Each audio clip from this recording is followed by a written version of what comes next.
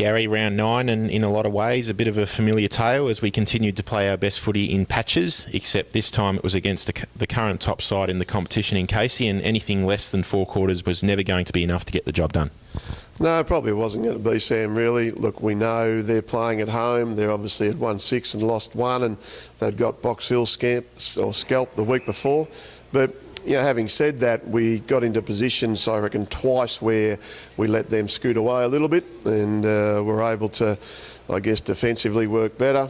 We had a little bit of ball movement through the third quarter where I think we kicked 4 goals and had some chances. And then the last quarter we probably held on for about 8 or 9 minutes, and then their class, I guess, and their dominance in and around the middle, and certainly with Spencer, I think probably having the points at the end of the day over Khan just made our work that little bit more difficult. But having also said that, we gave away 5 frees that resulted in goals, and that's pretty damning when you lose by 35 points. So there was 3 quarters of pretty reasonably sound footy, and probably 20 minutes of not so. And if you want to be any good, you've got to play 4-quarter footy. We know that from day dot.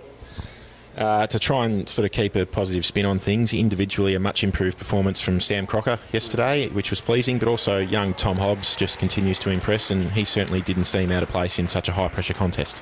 No, he hasn't, and he has a pretty important role to play because obviously it's high work rate, and he's got a good pair of hands, and he generally uses the ball pretty well. And certainly I thought it was another positive contribution from him. We obviously brought back Batsanis and also Geordie Lyle as well, and they should be, I guess, benefited from the game. I thought Luke Tynan had a pretty solid game as well, and what we're trying to do is get a lot of guys in form, and I was a bit disappointed in that we can get some, maybe 2 or 3 guys who might end up picking up their form, but then there'll be 2 or 3 guys that'll drop off. So just at the minute there's not that consistency and the discipline, and obviously the poise and composure that we need to actually really have when we're going forward. I think we waste too many chances by going out wide instead of pulling the trigger and coming back inside, and just getting a little bit more flow happening with a bit of speed. And there's really a lot of things that we can work on, and almost halfway through the year and we're sitting 4-4, and I guess if you sort of then try and go along the line of what we're talking about, down at Willie we lost by 5 at their home deck, and with 20 minutes to go we were a couple of points in front of obviously Casey on their home deck. So it's not all doom and gloom, and we just got to keep making sure that our work rate's high and our effort's good, and take the chances that we create instead of actually being a little bit self-destructive, I guess.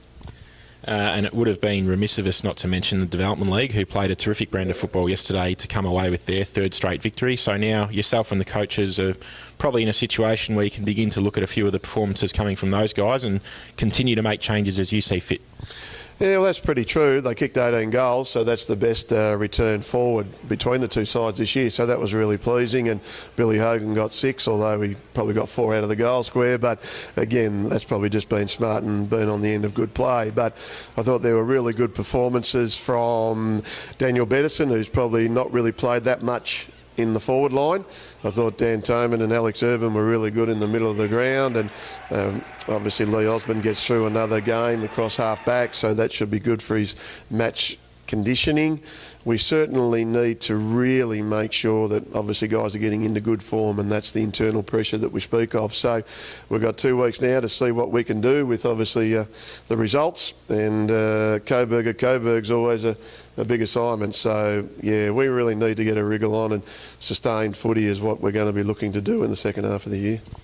And just quickly to finish, this stop-start run of games at this time of the season continues as we now find ourselves approaching another bye. So what's going to be the key focus areas and plans for this week? Refresh, reassess, and hopefully just try and build on our form in the second half of the year?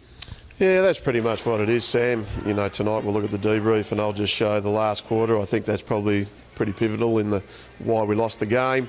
And then obviously we're going to plot some things that we need to do better, and it's always a work in progress. And there's a lot of guys too that have got exams at the minute, so they're sort of possibly a little bit distracted, which you hope they're not. But it's probably one thing that when you've got a youngish list, that these guys have got to combine two things, which is obviously their favourite sport, you'd think, and obviously what they're grooming themselves to be once they pass their exams and go on to bigger and better things as jobs outside footy. So we're always obviously reasonably flexible with that. But yeah, we'll assess it, mate, this week, and we'll put in a plan, and then hopefully by next Monday we'll be able to be ready to go.